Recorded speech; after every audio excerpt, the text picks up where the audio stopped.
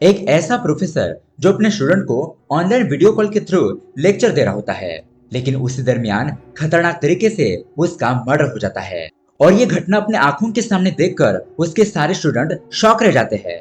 अब उस खूनी ने काले कपड़े और मास्क पहना हुआ था, जिस वजह से उसे कोई भी पहचान नहीं पाता। अब यह केस सीआईडी को सौंप दिया जाता है और सीआईडी को इस केस के इन्वेस्टिगेशन में बहुत सारी शॉकिंग चीजें पता चलती है। प्रोफेसर के बहुत सारे काले राज भी सामने आते हैं, लेकिन ये खूनी इतना शातिर होता है कि उसे सीआईडी भी पकड़ नहीं पा रही थी। तो दोस्तों, ये खूनी कौन है और उसने प्रोफेसर को क्यों मारा, यही देखेंगे हम आज की सस्पेंस से भरी हुई मर्डर मिस्ट्री कहानी में, जिसका नाम है असलू। तो दोस्तों, मेरा नाम है किरण और आप देख रहे हैं हॉरर बॉक्स हिंदी। अगर आपको भी ऐसे ही साउथ के मर्डर मिस्ट्री मूवी देखना पसंद है तो हमारे चैनल को सब्सक्राइब जरूर कीजिए, क्योंकि हम आपके लिए ऐसे वीडियोस लाते रहते हैं। तो चलिए शुरू करते हैं आज की कहानी।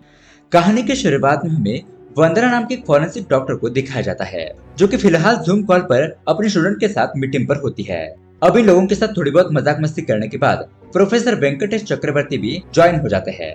चक्रवर्ती अपने स्टूडेंट की क्लास लेते हुए कहने लगता है कि देखो, आगे जाकर तुम लोग फॉरेंसिक एक्सपर्ट बनने वाले हो, तो तुम्हारी रिपोर्ट से ही आधा केस सॉल्व हो जाएगा।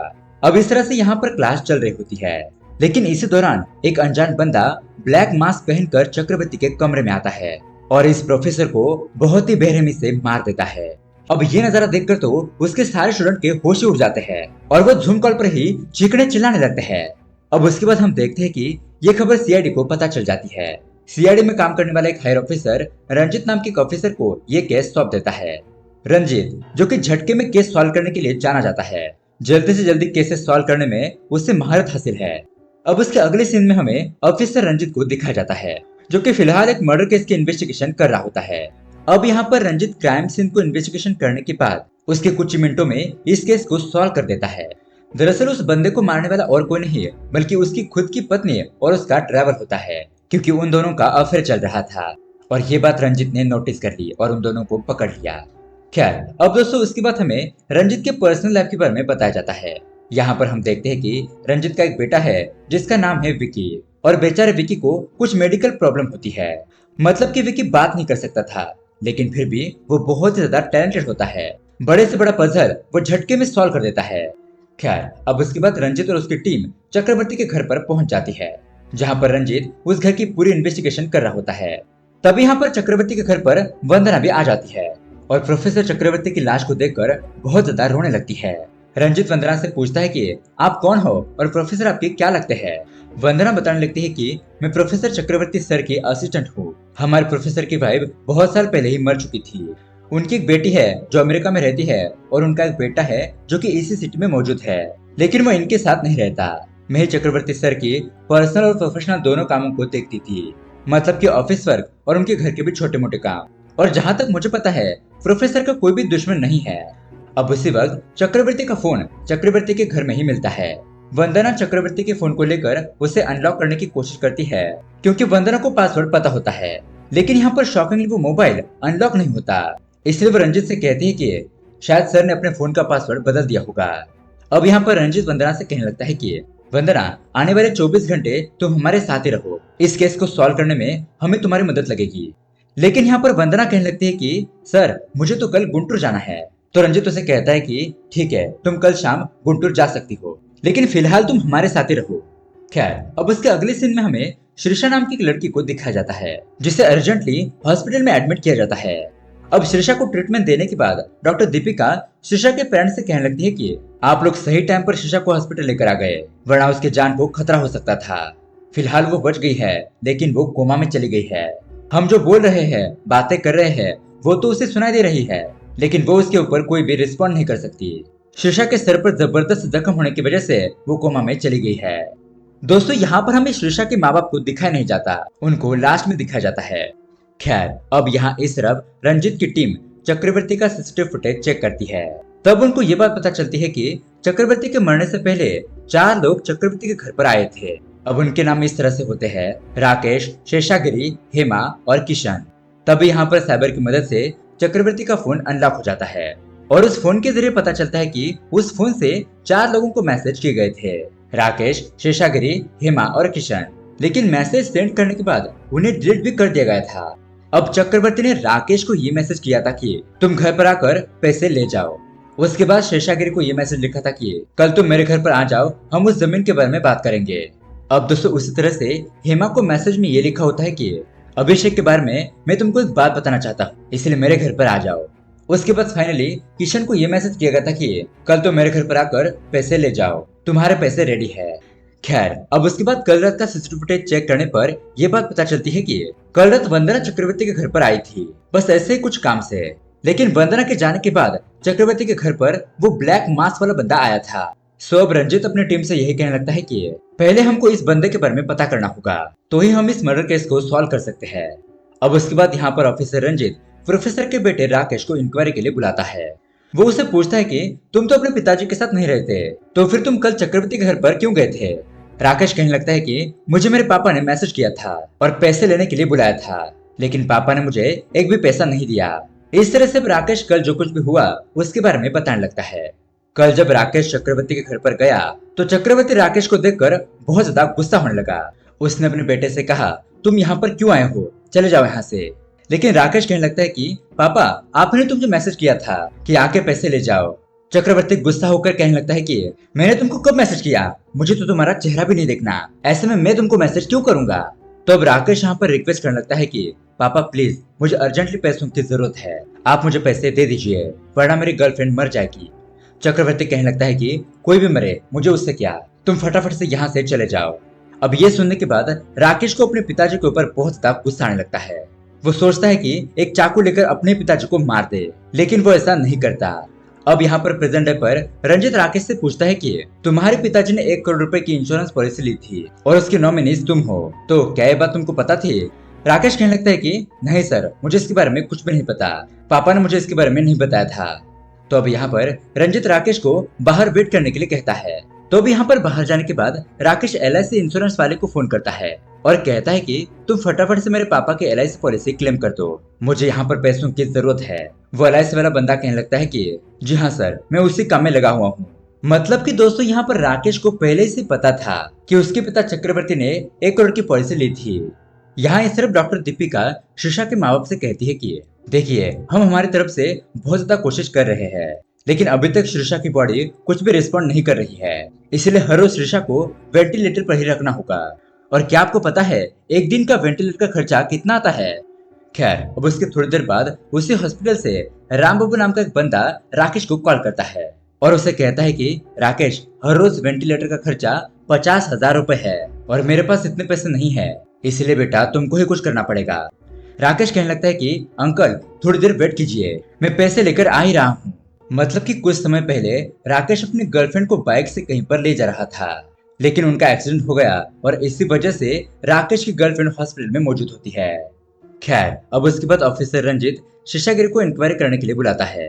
वो उसे पूछता है कि तुम चक्रवर्ती के घर पर क्यों गए थे। अब शेषागिरी यहाँ पर जो कुछ हुआ उसके बारे में बताने लगता है।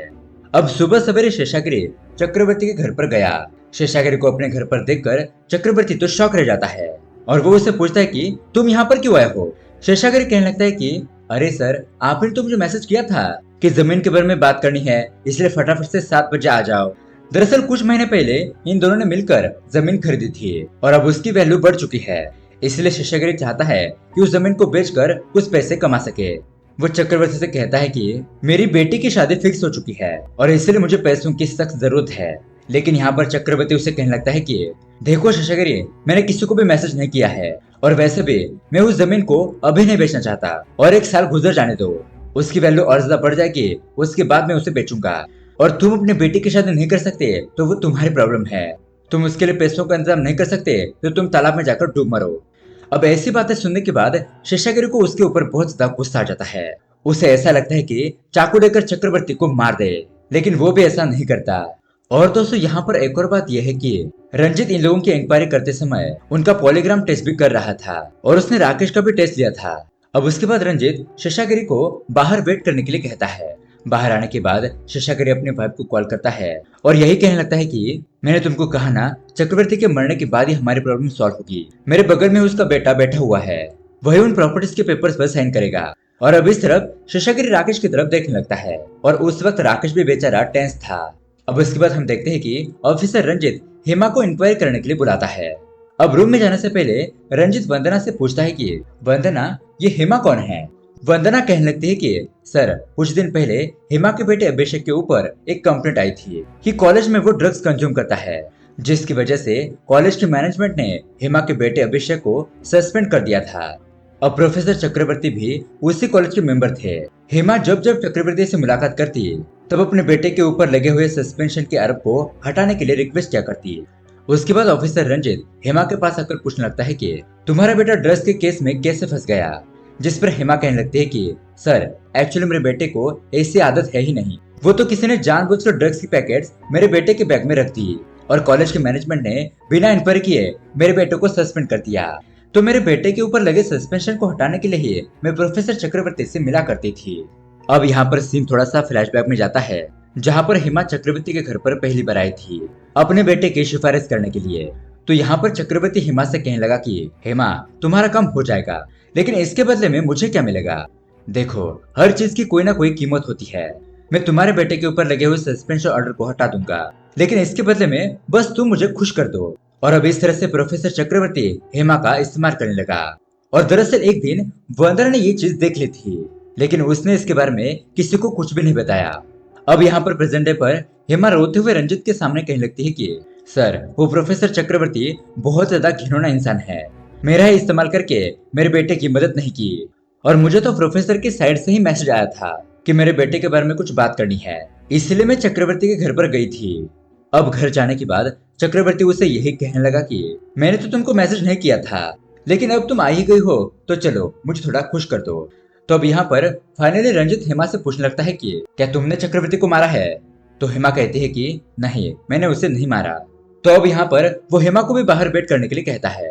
अब यहाँ इस तरफ हॉस्पिटल में डॉक्टर दीपिका श्रीषा के पेरेंट्स से कहने लगती है कि हम लोग श्रीषा के ऊपर एक नया एक्सपेरिमेंट करने वाले हैं, डीप न्यूरल नेटवर्क इमेजिन। मतलब कि श्रीषा के दिमाग में जो धुंधले से इमेज है, जो शॉक से पहले उसने देखा था, उन इमेजेस को रिकवर करने की कोशिश करेंगे। इन इमेजेस को देखकर हम अपना ट्रीटमेंट कंटिन्यू करेंगे। इस तरह से डॉक्टर श्रीषा के दिमाग से कुछ इमेजेस को गैदर करने लगते हैं। यहाँ इस तरफ राजेश रंजित की टीम मेंबर में से विवेक से कहता है कि सर, मुझे डेड बॉडी शनाख्त करने के लिए मॉर्चरी बुलाया है। अब ये जानने के बाद विवेक एक और पुलिस वाले को राकेश के साथ भेजता है। राकेश उस बॉडी को शनाख्त करने के बाद पेपर्स वगैरह पर साइन करता है, और उसके बाद रूम में जब कोई भी नहीं होता तो राकेश एक हथौड़ा लेकर चक्रवर्ती के चेहरे पर वार करता है और उसके मुंह के अंदर लगा हुआ एक सोने का दांत निकाल लेता है। खैर, इस तरफ रंजित किशन को इंटरोगेशन करने के लिए बुलाता है। किशन से भी यही पूछने लगता है कि तुम चक्रवर्ती के घर पर क्यों गए थे। दरअसल कुछ दिन पहले किशन चक्रवर्ती के घर पर काम किया करता था, और किशन की वाइफ के डेथ के बाद किशन ने वहां पर काम करना छोड़ दिया। तो अब यहाँ पर किशन रंजित के कहने पर बताने लगता है कि मेरी शादी होने के बाद मैंने अपनी वाइफ को चक्रवर्ती के घर पर काम करने के लिए भेजा, लेकिन चक्रवर्ती मेरी वाइफ के साथ अफेयर करने लगा। चक्रवर्ती को तो मैं अपने पिता की तरह मानता था, लेकिन उस दिन मैंने अपने आंखों से देखा कि चक्रवर्ती और मेरी वाइफ गुलछरे उड़ा रहे थे। इसलिए घर पर आने के बाद मैंने अपनी वाइफ को बहुत ज्यादा मारा पीटा और उससे पूछा कि तुम्हारा चक्रवर्ती के साथ क्या चल रहा है। तो किशन की वाइफ यहाँ पर कहने लगी कि चक्रवर्ती के पास उसके वीडियोस है और उन न्यूड वीडियोस के जरिए वो उसे ब्लैकमेल कर रहा है। अब किशन को बहुत ज्यादा गुस्सा आता है और वह चक्रवर्ती के घर पर जाकर उसे बहुत ज्यादा मारने पीटने लगता है। उसके बाद वो उसकी वाइफ की वीडियोस मांगता है और उसे डिलीट करने के लिए कहता है। यहाँ पर चक्रवर्ती बहुत ज्यादा मार खाने के बाद ऊपर जाकर अपना फोन लेकर आता है और किशन के वाइफ के सारे वीडियोस डिलीट कर देता है। अब उसके बाद किशन अपने घर पर जाता है तो वहां पर बहुत ज्यादा देर हो चुकी थी, क्योंकि उसकी वाइफ ने फांसी लगाकर आत्महत्या कर ली थी। अब ये देखने के बाद किशन को चक्रवर्ती के ऊपर बहुत ज्यादा गुस्सा आ जाता है और वो फिर से चक्रवर्ती के घर पर जाकर उसे मारने पीटने लगता है। चक्रवर्ती बहुत ज्यादा घबरा गया था, इसलिए वो किशन से कहता है कि किशन, मैं मानता हूँ कि मुझसे गलती हो गई, लेकिन अब मुझे मारकर तुम्हें क्या मिलेगा, और वैसे भी तुम्हारी पत्नी तुम्हारे मारने की वजह से मर गई और पुलिस वाले तुम पर ही केस करेंगे, इसलिए मैं तुम्हें कुछ पैसे देता हूँ, तुम यहाँ से दूर जाकर अपना बिजनेस शुरू करो। लेकिन उस टाइम से अभी तक चक्रवर्ती ने किशन को एक भी रुपया नहीं दिया, और रिसेंटली चक्रवर्ती ने किशन को वो पैसे देने के लिए मैसेज किया था। जब किशन चक्रवर्ती के घर पर पहुंचता है तो यहाँ पर चक्रवर्ती अपनी बातों से मुकर जाता है। वो किशन से कहता है कि मैंने तो तुम्हें कोई भी मैसेज नहीं किया है। चक्रवर्ती उसे कहता है कि मैं तुम्हारे पैसे बाद में दे दूंगा, अभी तुम यहाँ से चले जाओ। अब यहाँ पर किशन ऑफिसर को बताता है कि मैंने चक्रवर्ती को नहीं मारा। खैर, अब उसके बाद रंजित ने जो पोलोग्राम टेस्ट किया था तो वो उस बंदे से पूछने लगता है कि क्या ये चारों लोग सच बोल रहे हैं। तो वो बंदा कहने लगता है कि देखिए सर, ये पोलीग्राम टेस्ट है और इसमें तो सभी की रिपोर्ट सही आए हैं। अब ऐसा हो सकता है कि सही में ये चारों लोग सच बोल रहे हैं या फिर ये सभी लोग अपना आंसर प्रिपेयर करके आए थे, इसलिए कोई भी पकड़ा नहीं गया। अब यहाँ पर रंजित को समझ नहीं आ रहा था कि आगे क्या किया जाए। इन चारों के पास मोटिव था चक्रवर्ती को मारने का, लेकिन किसी ने भी उसको नहीं मारा।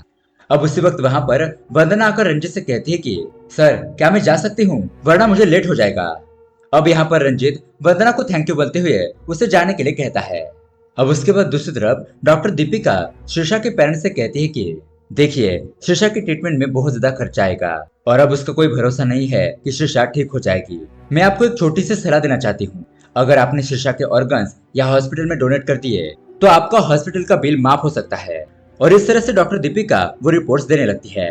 तभी हम देखते हैं कि वंदना उन रिपोर्ट्स को लेती है, जिसका मतलब दोस्तों ये था कि शीर्षा और कोई नहीं बल्कि वंदना की छोटी बहन होती है।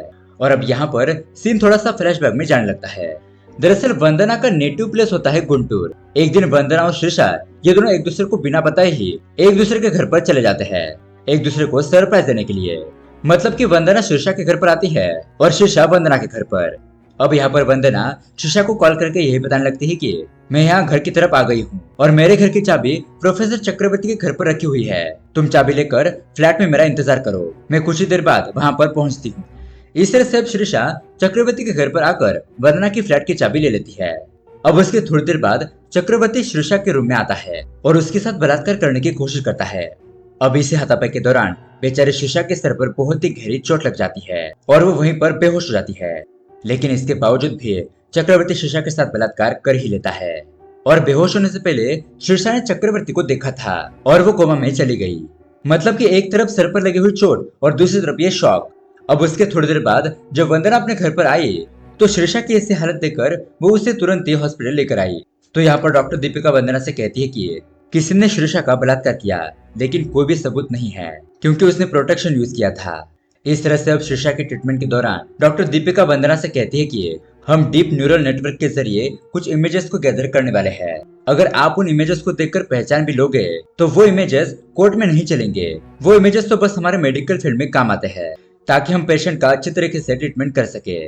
इस तरह से डॉक्टर दीपिका उन धुंधले इमेजेस को वंदना को दिखाने लगती है और उन्हीं इमेजेस में से वंदना एक ब्रूच को देखकर शॉक रह जाती है, क्योंकि ऐसा ही ब्रूच हमेशा प्रोफेसर चक्रवर्ती पहना करते हैं अपने कोट के ऊपर। तो वो भी यहाँ पर समझ जाती है कि शीर्षा के साथ बलात्कार चक्रवर्ती ने किया है, लेकिन वो इसके बारे में किसी को कुछ भी नहीं बताती। अब उसके बाद डॉक्टर दीपिका वंदना के पास आकर कहने लगती है कि मैं जल्द ही थाईलैंड जाने वाली हूँ, अगर आप शीर्षा के ऑर्गन्स डोनेट करना चाहते हो तो मैं आपकी मदद कर सकती हूँ। तो दोस्तों वंदना उन पेपर्स पर साइन कर लेती है और बहुत ही जबरदस्त प्लानिंग करके प्रोफेसर चक्रवर्ती को मार देती है। अब वंदना ने अपनी बहन की मौत का बदला ले लिया था। खैर, अब यहाँ इस तरफ पुलिस वाले चक्रवर्ती के फिंगरप्रिंट्स अपने डाटाबेस में अपलोड कर रहे होते हैं, तो उनके डाटाबेस में ऑलरेडी ये फिंगरप्रिंट्स मौजूद होते हैं। इसलिए विवेक इसके बारे में पता करने की कोशिश करता है। वह रंजित को कॉल करके ये बताने लगता है कि सर, कुछ दिन पहले शीर्षा नाम की एक लड़की का बलात्कार हुआ था और उस क्राइम स्पॉट पर कुछ फिंगरप्रिंट्स पाए गए थे और वो फिंगरप्रिंट्स चक्रवर्ती के फिंगरप्रिंट से मैच हो रहे हैं। अब यहाँ पर रंजित समझ जाता है, जिसका मतलब यह है कि चक्रवर्ती ने शीर्षा का बलात्कार किया है। लेकिन यहाँ पर शॉकिंग बात यह होती है कि जब रंजित शीर्षा का पूरा नाम सुनता है तो वो तो शॉक ही रह जाता है, क्योंकि शीर्षा का पूरा नाम होता है शीर्षा असलू और दोस्तों वंदना का भी सरनेम होता है असलू। इसलिए विवेक फटाफट से वंदना के बारे में पता करने के लिए कहता है कि शीर्षा का उसके साथ क्या लिंक है। और जब तक विवेक वंदना के घर पर जाता तब तक बहुत ज्यादा देर हो चुकी थी, क्योंकि वंदना अपना बोरिया बिस्तर बांधकर वहां से भाग चुकी थी। अब उसके बाद विवेक रंजित के पास आकर यही बताने लगता है कि सर, वो शीर्षा और कोई नहीं बल्कि वंदना की बहन है। चक्रवर्ती ने शीर्षा के साथ बलात्कार किया और इसीलिए वंदना ने उसका बदला ले लिया। तो यहाँ पर रंजित सोचने लगता है कि आखिरकार ये कैसे पॉसिबल है, क्योंकि चक्रवर्ती का मर्डर हुआ तब वंदना तो जूम मीटिंग पर थी। इसलिए रंजित उस जूम मीटिंग को फिर से चेक करने लगता है, दोबारा से प्ले करके बारीकी से देखने लगता है। तभी बीच बीच में वंदना का कैमरा ऑफ हो रहा था। तो यहाँ पर रंजित अपने बेटे को बुलाकर वो वीडियो दिखाने लगता है और वो अपने बेटे से पूछता है कि बेटा, इसमें क्या गलती है।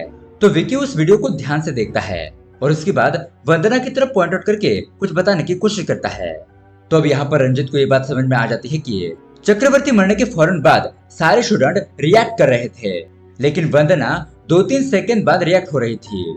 अब यहाँ पर रंजित को वंदना का सारा प्लान समझ में आ जाता है कि मर्डर करने से पहले वंदना ने सब कुछ प्रैक्टिस कर लिया था और चक्रवर्ती के घर से वंदना के घर तक आने तक कितना टाइम लगेगा और उसी तरह मर्डर करने में कितना टाइम लगेगा, ये सब कुछ कैलकुलेट करने के बाद ही उस रात वंदना ने जानबूझकर चक्रवर्ती के घर पर जाकर उसे मार दिया और चक्रवर्ती का फोन लेकर उन चारों को मैसेज कर दिया ताकि पुलिस का ध्यान उनकी तरफ जा सके। उसके बाद वंदना ने अपना भी वीडियो रिकॉर्ड किया, जैसा कि वो क्लास में कुछ सुन रही थी तो उसी तरफ वो रिएक्ट कर रही थी। अब ये वीडियो शूट करने के बाद वंदना ने उस वीडियो को प्ले करके जूम मीटिंग के दौरान वहां पर लगा दिया और फिर चक्रवर्ती के घर पर जाकर मास्क पहनकर चक्रवर्ती को मार दिया और उसके बाद दोबारा वापस अपने घर पर आकर उस क्लास पर ज्वाइन हो गई।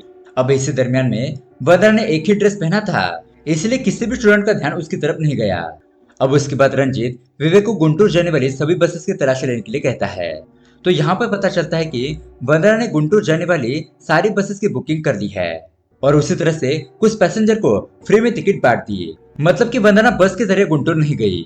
उसके बाद वो रेलवे स्टेशन पर चेक करने के लिए कहता है तो पता चलता है कि गुंटूर जाने वाली 8 ट्रेन में वंदना ने अपने नाम की टिकट बुक करके रखा था, लेकिन वंदना ट्रेन से भी वहां पर नहीं गई।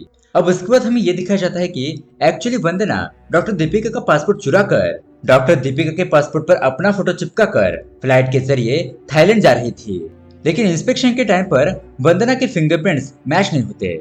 मतलब कि दोस्तों यहाँ पर चूहा बिल्ली का खेल बहुत ही अच्छी तरीके से दिखाया गया है। क्या ऑफिसर वंदना को पकड़ पाएंगे या फिर वो थाईलैंड भाग जाएगी। अब यहाँ पर हमें पता चलता है कि वंदना ने ऑलरेडी डॉक्टर दीपिका के फिंगरप्रिंट्स हासिल कर लिए थे, सो उन्हीं फिंगरप्रिंट्स का इस्तेमाल करके फाइनली वंदना थाईलैंड भाग जाती है। जब तक विवेक एयरपोर्ट पहुंच पाता तब तक देर हो चुकी थी, फ्लाइट टेक ऑफ होने की वजह से वो जा चुकी थी।